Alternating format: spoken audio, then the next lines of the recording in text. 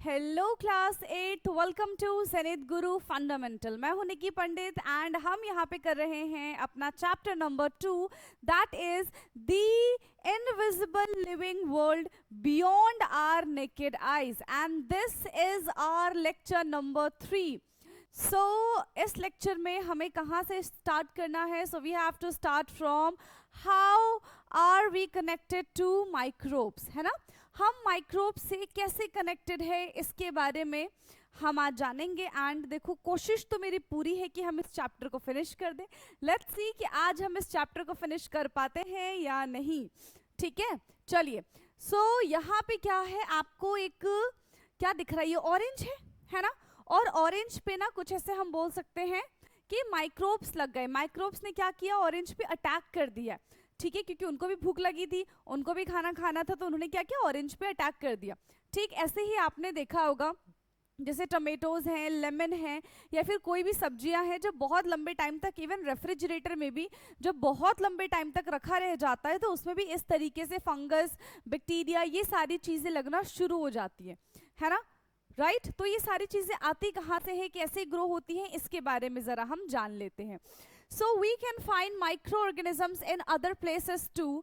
Late us have a discussion. तो micro organisms जो है वो हमारे आसपास तो है ही, इवन हमारी बॉडी में भी है ना। जो हम खाना खा रहे हैं, जो पानी पी रहे हैं, इवन उसमें भी वो माइक्रोब्स प्रेजेंट होते हैं। So, have you ever seen a lemon, tomato, orange or any other food item rot after being left outside for some time? Yes, refrigerator में भी रखने से, जब बहुत लंबे टाइम तक हम रेफ्रिजरेटर के अंदर रखते हैं नॉर्मल अपने घरों में, तो भी वो रॉट हो जाता है, तो भी वो क्या हो जाता है, तो भी वो खराब हो जाता है। ठीक है, तो भी उसमें से स्टिंकिंग स्मेल आना शुरू हो जाता है। If yes, you may have notice a powdery और a cotton like growth on them. हाँ, और ये चीज पता है हमको, ब्रेड में, रोटी में, ठीक है, इन सब में भी हमको ये कॉटन लाइक पार्टिकल्स देखने के लिए मिलते हैं। This happens because they have infected by the microbes. और ऐसा क्यों होता है, ऐसा हमको क्यों दिखाई देता है? क्योंकि वो अब इन्फेक्ट हो चुके हैं। किसने उनको इन्फेक्ट किया है? जो हमारे सराउंडिंग्स में माइक्रोब्स है, ठीक है, जो हमारे सराउंडिंग में माइक्रोब्स है, उन माइक्रोब्स ने उन फूड्स को क्या कर लिया है? उन पे अटैक कर दिया है, उनको इन्फेक्ट कर दिया है। So but where did these microbes come from? ये आखिरकार माइक्रोब्स आते कहाँ से हैं? How did they come in contact with the food? और ये फूड के कॉन्टैक्ट में कैसे आ गए भाई, है ना? कहाँ से आए हैं एंड ये फूड की कॉन्टैक्ट में क्यों आए हैं, इसके बारे में हम जानेंगे। So this happen because micro organisms can be found everywhere. ये तो हमको पता है कि यहाँ पे भी, मेरे आसपास, मेरी बॉडी पे भी बहुत सारे माइक्रोब्स प्रेजेंट होंगे। It be in water, soil, air और इवन सम फूड आइटम्स। तो हर जगह ये माइक्रो ऑर्गेनिजम्स प्रेजेंट होते हैं। You can use a foldscope और a microscope to explore the surface of leaves, stem, root और any other part to see them.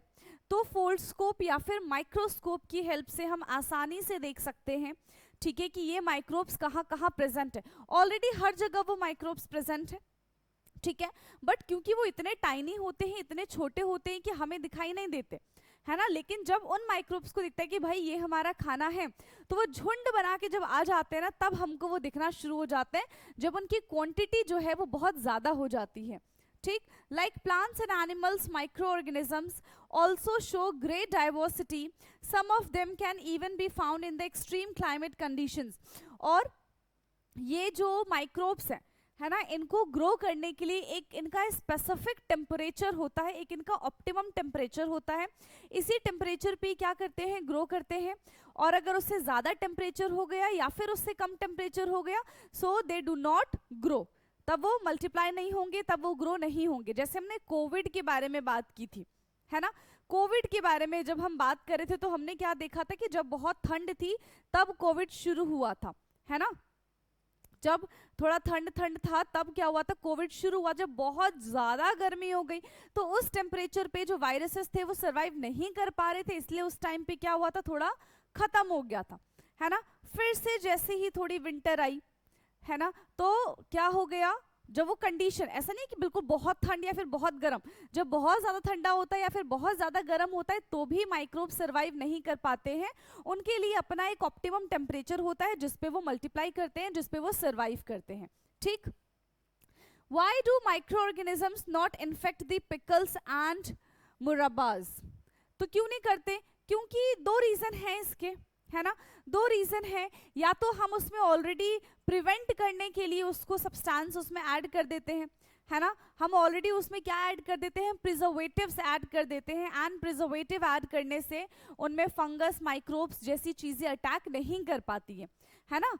So this is because you add many spices with salt or sugar to it which act as a preservatives, जो किसकी तरह काम करते हैं, preservatives की तरह काम करते हैं, बचाने का काम करते हैं। So high concentration of salt or sugar do not allow these organisms to grow on them. तो बहुत ज़्यादा अमाउंट में सॉल्ट एंड शुगर होने की वजह से माइक्रोब्स जो हैं वो मुरब्बाज और जो पिकल है, जो अचार है, उन पे अटैक नहीं कर पाता है। ठीक, क्या इतनी चीजें क्लियर हैं? तो दे एक्ट एज, कौन act as? Salt and sugar act as a preservatives. So such as hot water spring and the snow cold zones as well as the moderate temperature. You already know some of these organisms live inside our bodies, especially in our gut, है ना। तो आपने सुना होगा ना, हमारे gut bacteria जो होते हैं, है ना, उन पे हमारा पूरा जो गट हेल्थ है वो डिपेंड होता है। Now you have studied in the chapter life process in animals, curiosity में आपने पढ़ा होगा ग्रेड 7 में, that our intestine has many bacteria that help in digestion. हमारे इंस्टेंटाइन में बहुत सारे बैक्टीरियाज होते हैं जो डाइजेशन के प्रोसेस में हेल्प करते हैं। Like plants and animals, micro organisms very in shape, ठीक है, जैसे प्लांट्स और एनिमल्स वेरी करते हैं उसी तरीके से माइक्रो ऑर्गेनिजम्स के भी शेप एंड साइज जो है वो वेरी करते हैं। ठीक, table 2.1 and 2.2 you would have observe the micro organisms. हमने सबके पिक्चर देखे थे ना, प्रोटोजोआ, अमीबा था हमारे पास, क्लाइमेनोडोमोनास था, तो ये सारे के सारे क्या है, माइक्रो ऑर्गेनिजम्स है। डिफरेंट शेप के होते हैं, स्फेरिकल, रॉड शेप, इरेगुलर, इलेंगेटेड, है ना। तो ये बहुत अलग अलग शेप के हमारे पास क्या चीज प्रेजेंट होते हैं, माइक्रो ऑर्गेनिजम्स प्रेजेंट होते हैं। How does the diversity of the microorganisms play a role in our daily life? How do they help to clean the environment? तो ये जो ये माइक्रो ऑर्गेनिजम्स जो हैं ये हमारे एनवायरनमेंट को क्लीन करने में कैसे हेल्प करते हैं। देखो, जितने भी छोटे छोटे प्लांट्स हैं, एनिमल्स हैं, है ना, जब वो डेड हो जाते हैं है तो यही माइक्रोब्स क्या करते हैं, उनको डिकम्पोज करने का काम करते हैं, और जैसे वो डिकम्पोज हो जाएगा हमारा एनवायरनमेंट क्लीन हो जाएगा। तो ये हमारे एनवायरनमेंट को हमारे एनवायरनमेंट के लिए बहुत ज़्यादा सूटेबल है। ठीक है, प्लस कुछ कुछ ऐसे बैक्टीरियाज होते हैं जो हमारी बॉडी में प्रेजेंट होते हैं एंड वो हमारे इम्यून सिस्टम को, हमारी गट हेल्थ को इंक्रीज करते हैं, वो हमारे लिए बेनिफिशियल भी होते हैं। तो हर चीज़ सिर्फ हार्मफुल के लिए नहीं है, कुछ हमारे यूजफुल के लिए भी है। ठीक, now key players in cleaning the environment, let us attempt to understand this by doing an activity। तो ये चीज हम एक एक्टिविटी के थ्रू समझते हैं। so let us do, take an empty container and fill it halfway with the garden soil। आपको एक empty container लेना है और उसके अंदर आप क्या करो, गार्डन का सॉइल डाल दो। add some fruits and vegetable peel to the container there, after put a layer of soil in it and leave it aside. क्या करना है, कंटेनर लिया आपने, उसके अंदर मिट्टी डाल दिया, सॉइल डाल दिया, फिर उसके ऊपर आप फ्रूट्स एंड वेजिटेबल्स की पील्स डाल दो और फिर उसके ऊपर आप मिट्टी डाल दो। ठीक है, और क्या करो, ऐसा लेयर बना के उसको, उसके ऊपर क्या करो, आप लीव्स डाल दो और थोड़ी देर के लिए उसको छोड़ दो, है ना, कुछ टाइम के लिए उसको अकेला छोड़ दो, उसको डिस्टर्ब नहीं करो। फिर after 2 to 3 weeks observe the change that have taken place. फिर कुछ टाइम के बाद आपको क्या करना है, आपको ये चेक करना है कि क्या ऑब्जर्वेशन हमको वहां पे देखने के लिए मिल रहा है, क्या कोई चेंजेस आ रहे हैं कि नहीं आ रहे हैं। So do you observe any difference in the content of the container. तो जो हमने यहाँ पे बनाया था सॉइल एंड दी पील्स और फ्रूट्स एंड वेजिटेबल, तो क्या 2 to 3 week के बाद हमें उसमें कोई चेंज देखने के लिए मिल रहा है या फिर नहीं मिल रहा। तो definitely you will see the change. आपको एक चेंज देखने के लिए मिलेगा, यहाँ पे ह्यूमस क्रिएट हो जाएगा and the texture of the soil will increase. ठीक है. You may find that peels of the fruits and the vegetable have turned into a dark colored material. ठीक है, वो कैसा हो जाएगा, वो डार्क कलर्ड में कन्वर्ट हो जाएगा, जिसको हम क्या कहते हैं, मैन्योर कहते हैं. ठीक है, जिसको हम क्या कहते हैं, मैन्योर कहते हैं, which is rich in nutrients. अब जो हमारा मैन्योर बन गया है वो रिच न्यूट्रिएंट्स का है and help in increase the fertility of the soil. और यही मैन्योर सॉइल की फर्टिलिटी को एनहांस करने में, सॉइल की फर्टिलिटी को इंक्रीज करने में हेल्प करता है. But how did the peel of the fruits and the vegetable turn into manure. अब ये जो पील्स हैं ये मैन्योर में कैसे कन्वर्ट हो गए. तो देखो, they all are the organic compounds जो कि क्या करते हैं, माइक्रोब्स की हेल्प से वो डिकम्पोज हो जाते हैं, और जब वो माइक्रोब्स उनको डिकम्पोज कर देगा तो वो मैन्योर में कन्वर्ट हो जाएंगे. ठीक है, तो जो कन्वर्जन बचेगा उसको मैन्योर ही कहते हैं. Now in activity 2.6 you saw that soil contain various kind of micro organisms. Soil के अंदर बहुत तरह तरह के माइक्रो ऑर्गेनिजम्स प्रेजेंट होते हैं. Some of these microorganisms like fungi and bacteria act on the plant waste and slowly break it down into the simpler nutrient rich manure. तो ये जो सॉइल में बैक्टीरिया प्रेजेंट होते हैं, ठीक है, सॉइल में क्या क्या चीजें प्रेजेंट है, फंगाई प्रेजेंट है, बैक्टीरिया प्रेजेंट है. तो ये क्या करते हैं, ये क्या काम करेंगे, सॉइल में जो चीजें प्रेजेंट है, ठीक है, हमारे पास जो पील्स वगैरह है या फिर कोई भी चीज हमने अगर सॉइल में ऐड कर दी तो वो उसको ब्रेक डाउन कर देता है, सॉइल में मिला देता है एंड दे फॉर्म मैन्योर. और वो किस चीज का फॉर्मेशन करते हैं, वो मैन्योर का फॉर्मेशन करते हैं. ठीक है.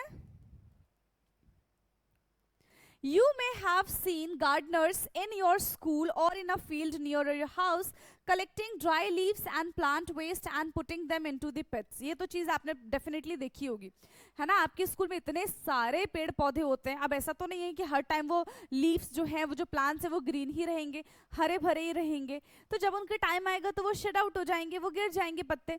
तो जो गार्डनर्स होते हैं वो क्या करते हैं, उनको कलेक्ट करके गड्ढे में डाल देते हैं, मिट्टी से कवर कर देते हैं. कुछ टाइम के बाद देखते हैं तो वो मैन्योर बन जाता है एंड फिर उसी मैन्योर को सेम प्लांट्स में, मतलब जो जितने भी उधर प्लांट्स होंगे उनमें वो डाल देते हैं. एंड इससे सॉइल की फर्टिलिटी इनहैंस होती है एंड प्लांट्स भी बहुत अच्छे से ग्रो करते हैं, हम ये कह सकते हैं, है ना, क्योंकि वो केमिकल नहीं है. They all are the organic things.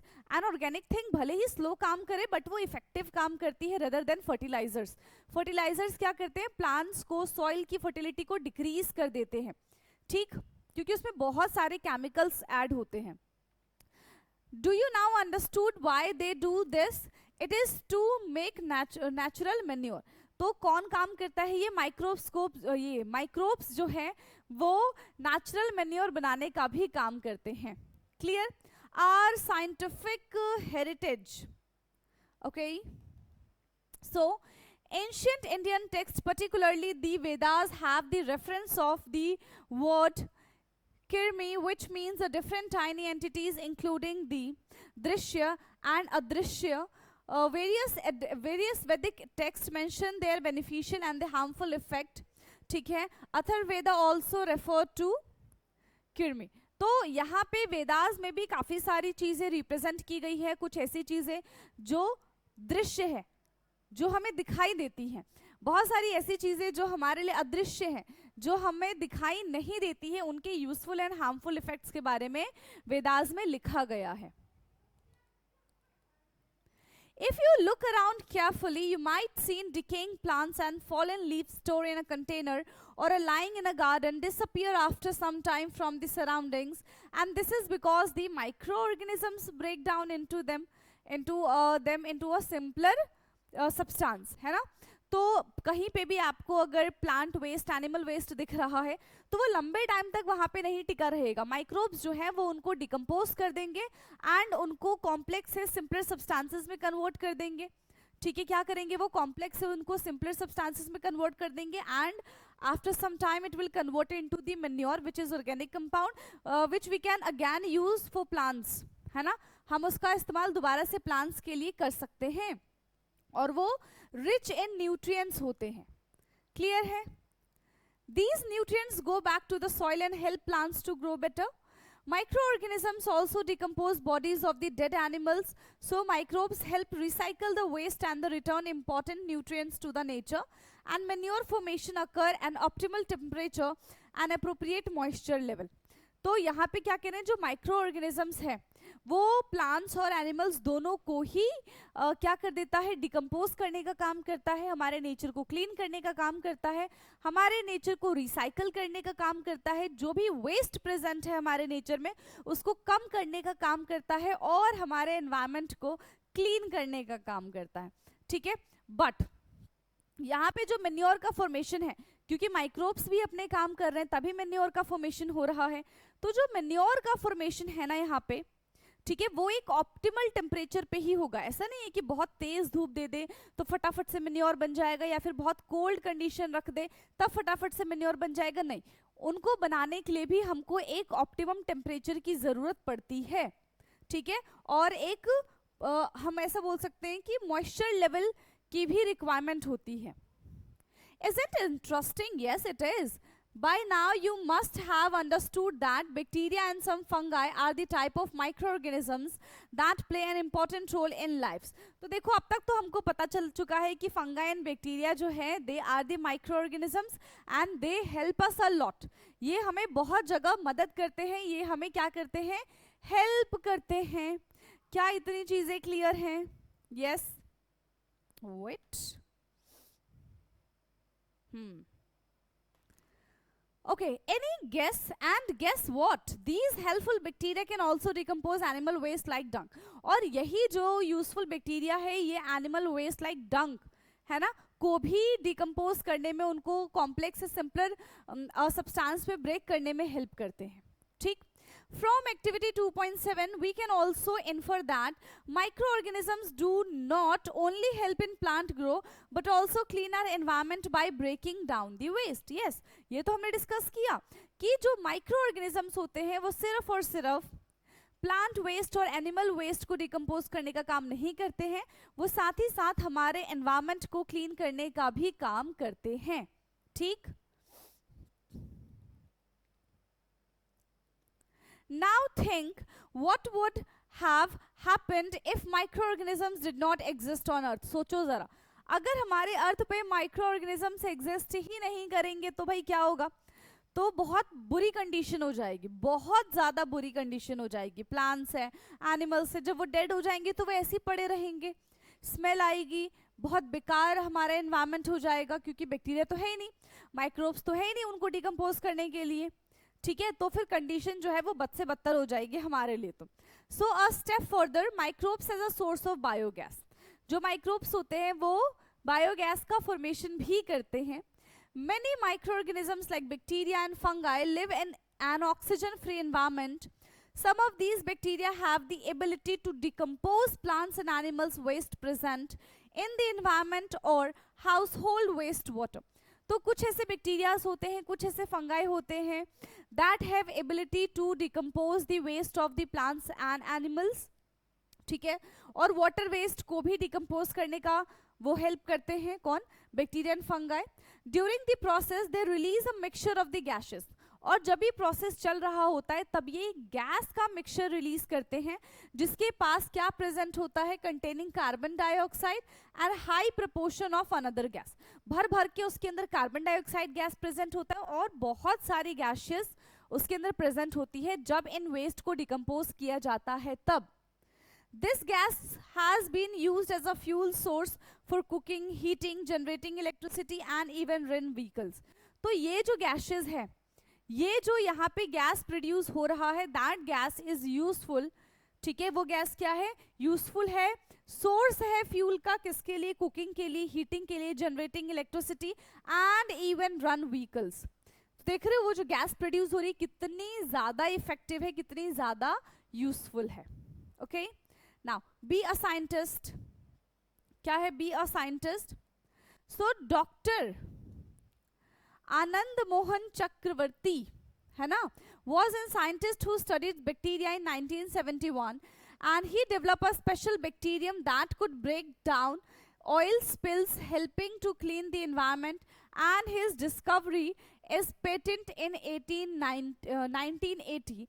Patent is a copyright given, ठीक है, कि वो उनका ओरिजिनल कंटेंट है, उन्होंने किसी से नहीं लिया, और अगर किसी ने उस कंटेंट को बनाने की कोशिश की या फिर वैसा कंटेंट कॉपी करा, ठीक है, तो उनके पास राइट नहीं होगा। पेटेंट मतलब अपने राइट खरीद लिया है, ठीक है। So copyright given to a person so that no one can else can copy, use or sell his her intentions without permission. He worked show how microorganisms could be used to solve environmental problem like pollution, and he is remembered for his contribution to science and protecting the environment using microbes.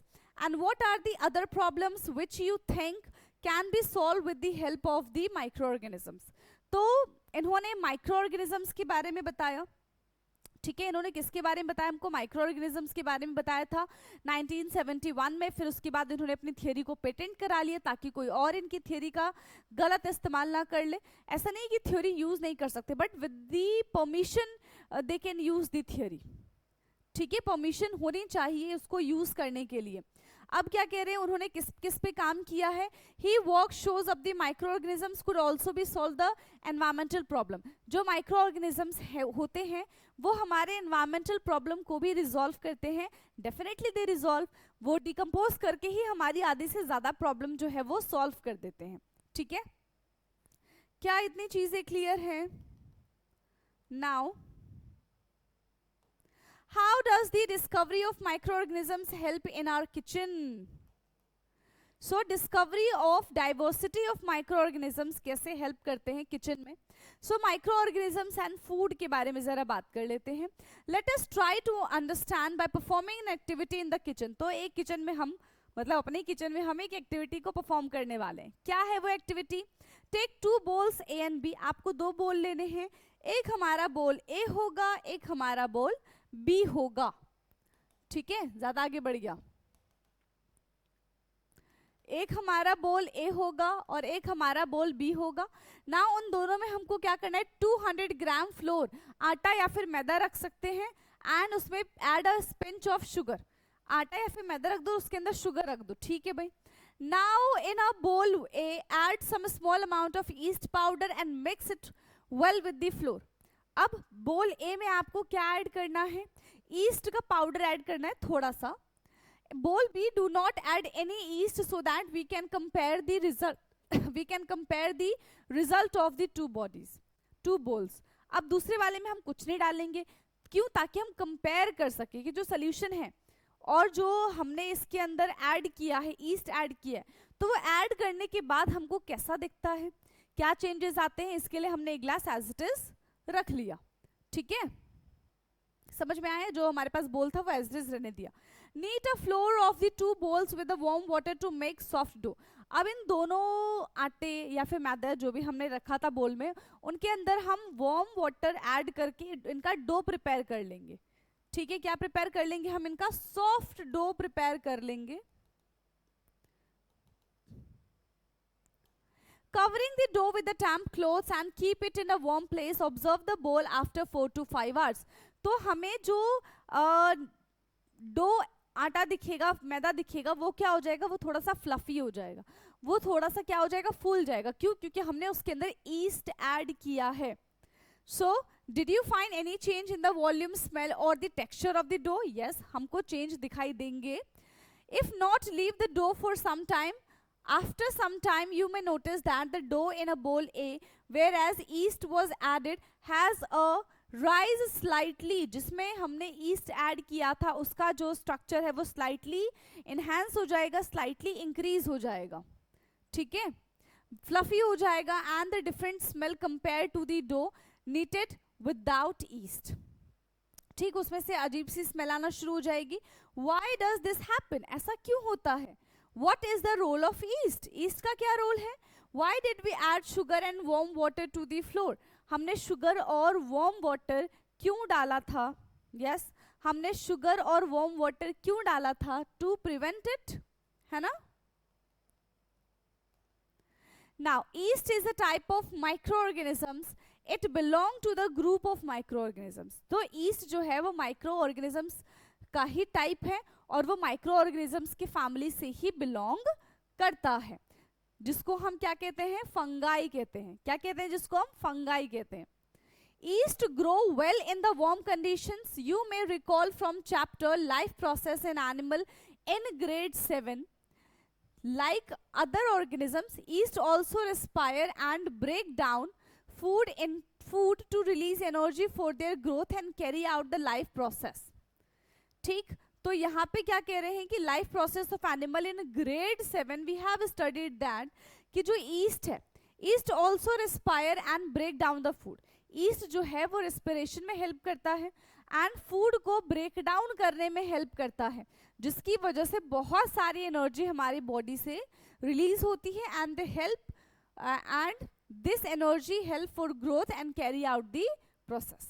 ठीक, during this process carbon dioxide is released and which form bubble that make the dough soft and fluffy। तो carbon dioxide gas release हो जाएगा water में। ठीक है, water में already क्या दिख रहा है हमको, ड्रॉपलेट्स नजर आ रहे हैं, बबल्स नजर आ रहे हैं। ठीक है, तो during the process carbon dioxide release which form bubble that make the dough soft and fluffy. एक से तो क्या हुआ, जो हमारा डो था वो सॉफ्ट एंड फ्लफी बन गया। East also produce a small amount of alcohol during this process. ठीक है, क्या कह रहे, ईस्ट जो है वो एल्कोहल का भी फॉर्मेशन करता है इस प्रोसेस में, which give the dough a slightly different smell, and this special properties of yeast is used in the process of making bacteria, making bread, cake and more। तो अब इन सब चीजों का ध्यान दिया जाएगा कब, जब ये सारी की सारी चीजें बनाई जाएंगी। In addition to yeast, some bacteria such as lactobacillus help in the fermentation of the batter for making idli and dosa and dough for making bhaturas। तो यहाँ पे, ठीक है, यहाँ पे हमारे पास दूसरे माइक्रोब्स हैं। कौन से हैं, अभी हमने देखा था कि ये जितने भी माइक्रोब्स हैं, ठीक है, ये जितने भी माइक्रोब्स हैं वो कैसे हैं, मल्टी सेलुलर है, जिसके पास बहुत सारे सेल हैं। ठीक, लेकिन अगर हम लैक्टोबैसिलस के बारे में बात करें, ठीक है, किसके बारे में बात करें, हम लैक्टोबैसिलस के बारे में बात करें, तो ये लैक्टोबैसिलस किस में प्रेजेंट होता है, कर्ड में प्रेजेंट होता है। जब वो हम मिल्क को ल्यूक वार्म कर देते हैं और उसमें हल्का सा कर्ड डालेंगे तो वो क्या करेगा, खुद को रेप्लिकेट कर लेगा एंड दे फॉर्म कर्ड, है ना। और कौन सा बैक्टीरिया हेल्प करता है, लैक्टोबैसिलस हेल्प करता है। Now activity 2.9 let us perform. 2.9 में क्या है, ठीक है, इसको जरा हम देखते हैं। सो टेक 2 स्मॉल ग्लास बोल, ठीक है, 2 ग्लास बोल ले लो, A and B. Pour lukewarm milk in bowl A and cold milk in bowl B। ठीक है, एक में गर्म दूध ले लो, एक में ठंडा दूध ले लो। Now add a small spoonful of curd to each bowl and mix well using a spoon। अब उन दोनों बोल में या फिर ग्लास में, ग्लास बोल था ना, उन दोनों में हम क्या ऐड कर देंगे, कर्ड ऐड कर देंगे। ठीक है, क्या ऐड कर देंगे हम इसमें, कर्ड ऐड कर देंगे। Cover both bowls, keep a bowl A in a warm place and bowl B with the cold place। एक को warm place में रख दो, एक को cold place में रख दो, जैसे कि रेफ्रिजरेटर वगैरह हो गया। For a few hours or overnight, कुछ समय के लिए या फिर रात भर के लिए, है ना। Observe the change in the glass bowl with write your observations and observe in table 2.4। तो जो भी observations हमारी रही है we have to fill in our notebook। ठीक है, और बुक में भी लिख सकते हैं, ऐसी कोई बड़ी बात नहीं है। तो प्रिडिक्शन क्या है, change in the appearance of milk. Milk के अपीयरेंस में क्या चेंज होगा, यस, बोल ए में, देखो बोल ए में कोई चेंज होगा क्या, हाँ, मिल्क जो है वो कर्ड में कन्वर्ट हो जाएगा, क्योंकि हमारे पास कैसा मिल्क है, ल्यूक वार्म मिल्क है ना। तो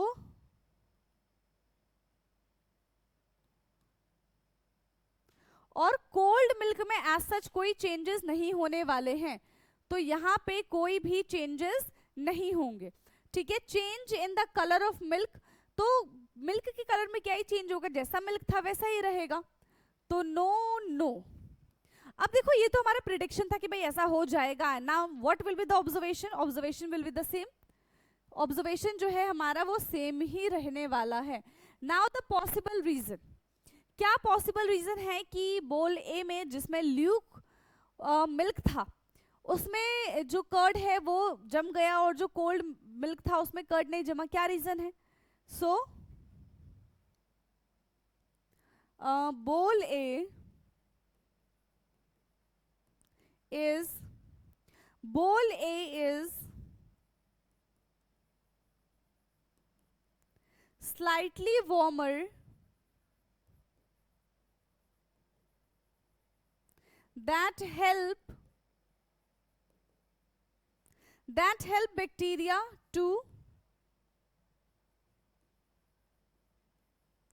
multiply, जो बैक्टीरिया को मल्टीप्लाई करने में हेल्प करता है, ठीक है, जो क्या करता है, बैक्टीरिया को मल्टीप्लाई करने में हेल्प करता है, ठीक।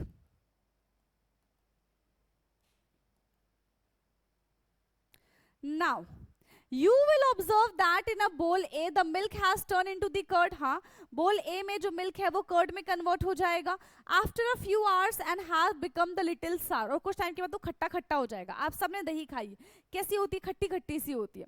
whereas in bowl B the milk has not curd but it might a little sour, वो बनेगा तो नहीं बट वो हल्का सा खट्टा हो जाएगा। do you know why this happen, ऐसा क्यों हुआ है? Condition, The curd contains several type of bacteria जिसको हम lactobacillus कहते हैं, and this bacteria feed on the sugar in the milk, और ये किस पे feed करता है lactobacillus? lactose पे feed करता है, and lactose कब आता है? जब वो थोड़ा सा lukewarm होता है। So this bacterium feed on the sugar of the milk, that is lactose, multiply and the ferment the milk to form curd instead of the producing alcohol। मतलब ये भी करके हम कर सकते हैं, ईस्ट हो गया जैसे कि these bacteria produce lactic acid which make the curd sour and these bacteria grow well in the warm condition, that is why the curd is formed in the bowl A but not in bowl B। तो जो यहाँ पे lactobacillus bacteria है वो कौन सी condition पे, वो कैसी कंडीशन पे रहना पसंद करते हैं? यस, कैसी कंडीशन पे रहना पसंद करते हैं? वो वार्म कंडीशन पे रहना पसंद करते हैं, ठीक है। कैसी कंडीशन में रहना पसंद करते हैं? वो वार्म कंडीशन में रहना पसंद करते हैं। इसी वजह से जो ल्यूक वार्म मिल्क था उसमें कर्ड का फॉर्मेशन हो गया, जो नॉर्मल हमारे पास मिल्क था, ठंडा मिल्क था, उसमें कर्ड का फॉर्मेशन नहीं हुआ, ठीक।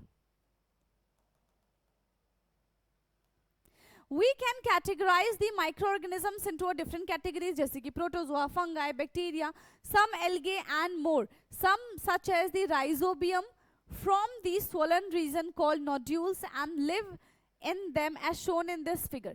तो ये जो राइजोबियम है ये कहाँ पे प्रेजेंट होते हैं? प्लांट्स के रूट साइड में प्रेजेंट होते हैं टू प्रोवाइड देम नाइट्रोजन, है ना। Roots of certain leguminous legumes such as beans, pea and lentils have the root nodules।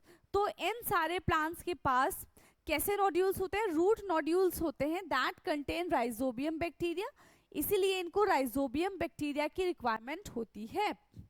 These bacteria trap nitrogen from the air and make it usable for the plants, and this help plant grow better without chemical fertilization, and that is why farmer grow legumes in the rotations with the other crop। This naturally increase the nitrogen in the soil and keep it healthy for a next crop। तो ये क्या कह रहे हैं? हाँ, क्या कह रहे हैं? क्रॉप के बारे में बात करें कि भाई जो क्रॉप है, ठीक है, जो जिसमें हम क्रॉप ग्रो करेंगे, बेसिकली जो जमीन है ना, जमीन पे क्या है, वैसे तो बहुत सारे अलग अलग प्लांट लगाए जाते हैं, है ना, लेकिन जब बहुत लंबे टाइम तक सेम प्लांट्स लग जाते हैं तो वहां के वो न्यूट्रिएंट्स कम कर देता है। तो क्या करना चाहिए? उस प्लांट्स को रोक के, है ना, उस प्लांट्स को क्या करें? हम अभी तो कुछ नहीं कर सकते, नए प्लांट्स जब हम लगाएंगे यहाँ पे, ठीक है, जैसे कि पुराने प्लांट्स हैं, नए प्लांट्स हैं, है ना, तो वहां पे हम क्या देखेंगे भाई? क्या देखेंगे कि जो पुराने वाले प्लांट्स हैं और जो नए वाले प्लांट्स हैं उनका न्यूट्रिएंट्स अलग अलग होना चाहिए, ताकि ये जो रोटेशन है ना न्यूट्रिएंट्स का, जो मेन्योर का, वो बना रहे। मान लो कि अभी हमारे पास जो प्लांट्स है वो नाइट्रोजन रिच प्लांट है, उसको बहुत सारा नाइट्रोजन चाहिए, ठीक है, तो वो बहुत लंबे टाइम तक प्लांट रहेगा तो वो वहां से नाइट्रोजन कंज्यूम करेगा। अब जो हमारा सॉइल है उसके पास नाइट्रोजन की हो गई कमी, है ना, अब जो हमारे पास सॉइल है उसके पास क्या हो गया? नाइट्रोजन की हो गई कमी, ठीक। अब क्या करें? तो इसीलिए क्या किया जाता है, क्रॉप रोटेशन किया जाता है, ताकि कुछ ऐसे प्लांट्स होते हैं जो कुछ न्यूट्रिएंट्स लेंगे, कुछ ऐसे प्लांट्स होंगे जो दूसरे न्यूट्रिएंट्स लेंगे, और फिर ये एक दूसरे को बैलेंस आउट कर देते हैं। ठीक है, इस वजह से हमें क्रॉप रोटेशन करना चाहिए ताकि फर्टिलिटी जो है सॉइल की वो बनी रहे। ठीक, और वो कौन बनाने में हेल्प करता है, definitely these microbes are very helpful. ठीक है, ये जो माइक्रोब्स होते हैं बहुत ज्यादा हेल्पफुल होते हैं सॉइल को फर्टाइल करने में। ठीक, amazing micro algae tiny helpers in water. चलो माइक्रो एल्गे के बारे में जरा जान लेते हैं। So micro algae are the microscopic plant, ठीक है, जिनको हम सिर्फ और सिर्फ माइक्रोस्कोप से ही देख सकते हैं। कहाँ पे रहते हैं ये, water, soil, air, even on tree, तो इन जगह पे पाए जाते हैं। They make their own food using sunlight, ये अपना भाई खाना जो है वो खुद ब खुद बनाते हैं सनलाइट की प्रेजेंस में। While doing this, they also release oxygen and produce more than half of the earth oxygen supply. While doing this, they also release oxygen. ये ऑक्सीजन भी रिलीज करते हैं and produce more than the half of the earth oxygen supply. ठीक है, ये क्या करते हैं, ज्यादा से ज्यादा ऑक्सीजन देने का काम करते हैं। They are rich in nutrients and serve as a food source for many aquatic animals. Some like, ठीक है, कुछ क्या होते हैं यहाँ पे, ये हमारे क्या लिखा हुआ है, स्पाइरुलिना है ना, chlorella and diatoms are also used in humans as the health supplements and medicine. Microalgae also help in cleaning water and use to make biofuels. तो जो माइक्रो एल्गे हैं वो हमारे एनवायरमेंट को, नेचर को क्लीन करने में भी हेल्प करते हैं। ठीक है, वाटर को क्लीन करने में तो करते ही करते हैं।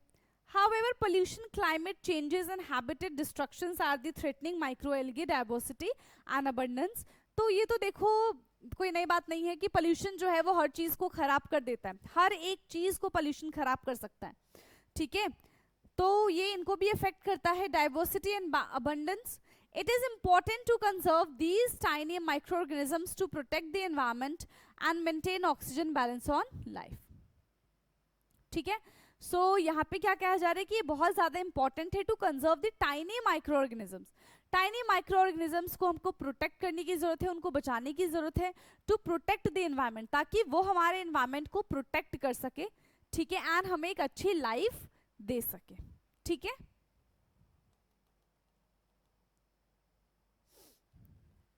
एवर हर्ड ऑफ, चलो देखते हैं भाई ऐसा क्या बताएंगे जो हमने पहले कभी सुना नहीं है।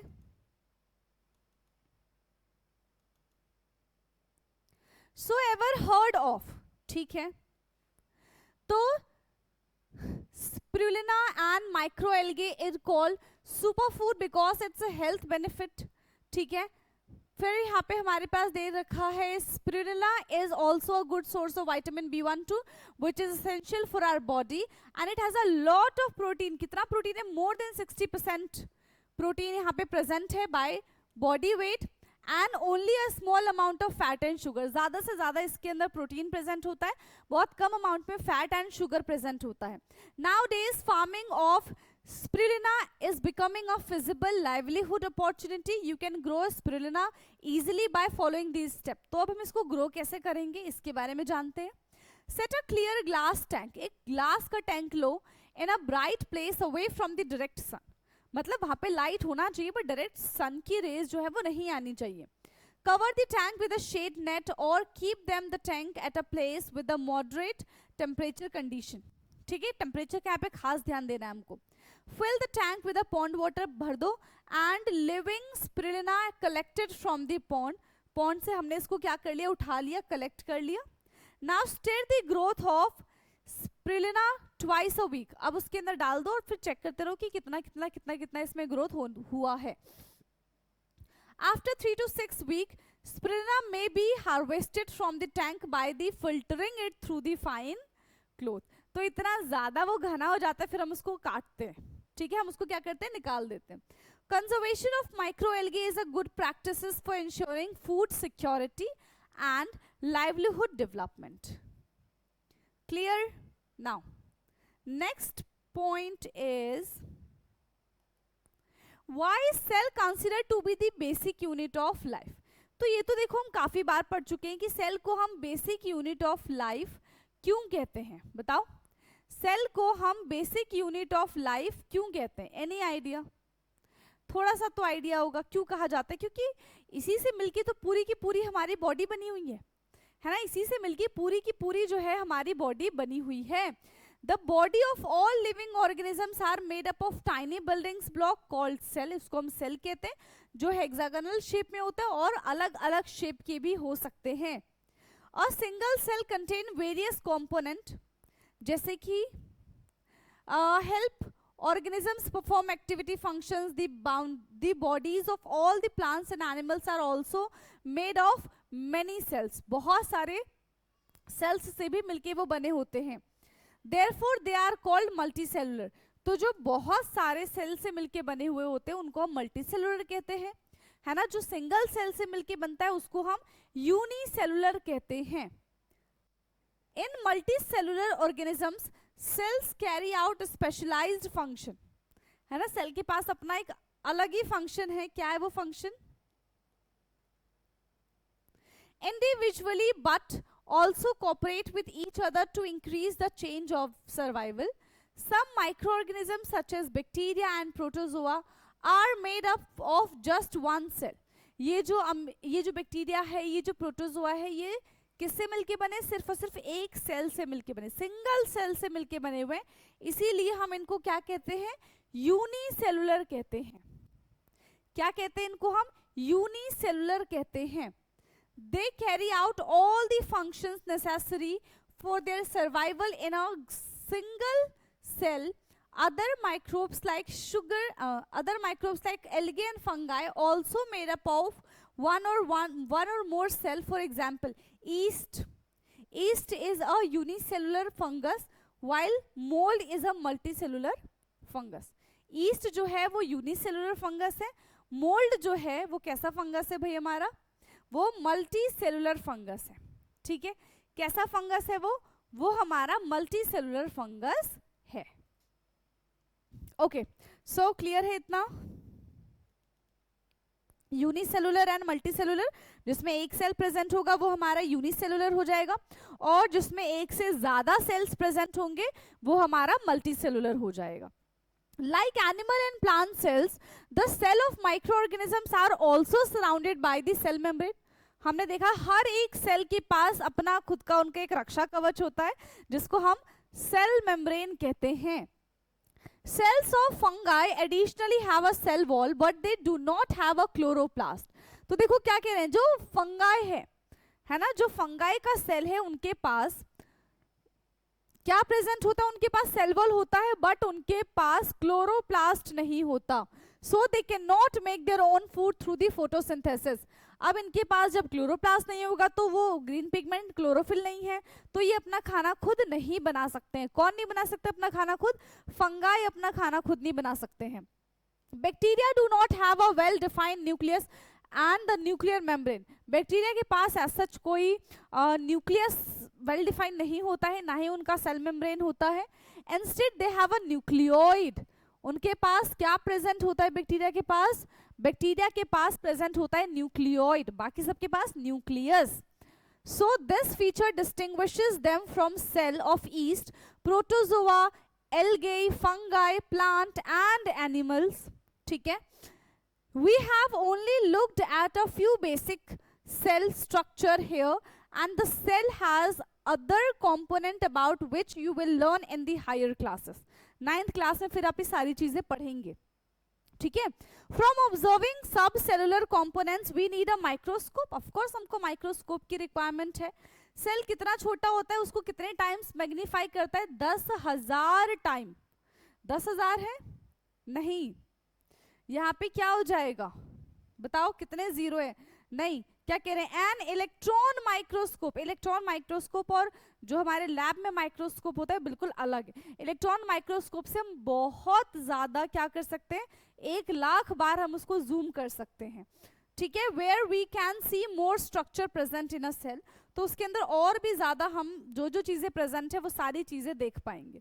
By now you must have understood that all living beings include microorganisms are made up of one or more cell. एक या फिर एक से ज्यादा सेल से मिलके बने हुए हैं। Their cell differ in size, shape and structure, ये भी हमको पता है। Plants and animal cell also have some differences. Understanding these difference help us to learn how these organisms functions differently. तो यहाँ पे हर एक सेल के बारे में जब हम जानेंगे, उनके डिफरेंसेस के बारे में जानेंगे, तब हमको पता चलेगा कि उनके काम करने का तरीका क्या है, वो कौन कौन से फंक्शंस परफॉर्म करते हैं. So in this chapter we have learned about the beneficial microorganisms. मतलब ऐसे माइक्रोब्स के बारे में हमने बात किया जो हमारे लिए यूजफुल है. बट ऐसा नहीं है, बहुत सारे ऐसे माइक्रो ऑर्गेनिजम्स होते हैं जो हमें बहुत सारी बीमारियां देते हैं, कोलेरा, डायरिया, टाइफाइड, है ना, बहुत सारे. However, there are some microbes that cause disease in plants and animals. कुछ ऐसे माइक्रोब्स भी होते हैं जो प्लांट्स और एनिमल्स को हार्म करते हैं. We will learn about some of the disease caused by the microbes in next chapter. तो यहाँ पे हमने यूजफुल देख लिया. नेक्स्ट चैप्टर में हम हार्मफुल के बारे में बात कर लेंगे. Now these are the snapshot जो हम ऑलरेडी चैप्टर में पढ़ चुके हैं. सो ये सारे के सारे पॉइंट्स है, एक बार प्लीज इनको रिकॉल कर लेना ताकि आपको पूरा चैप्टर फिर से एक बार दिमाग में आ जाए. नाउ इसके बाद आई थिंक हाँ क्वेश्चन आंसर हमारा शुरू हो गया है. एंड ये क्वेश्चन आंसर हम कब करेंगे, नेक्स्ट क्लास में definitely we will solve this question answer.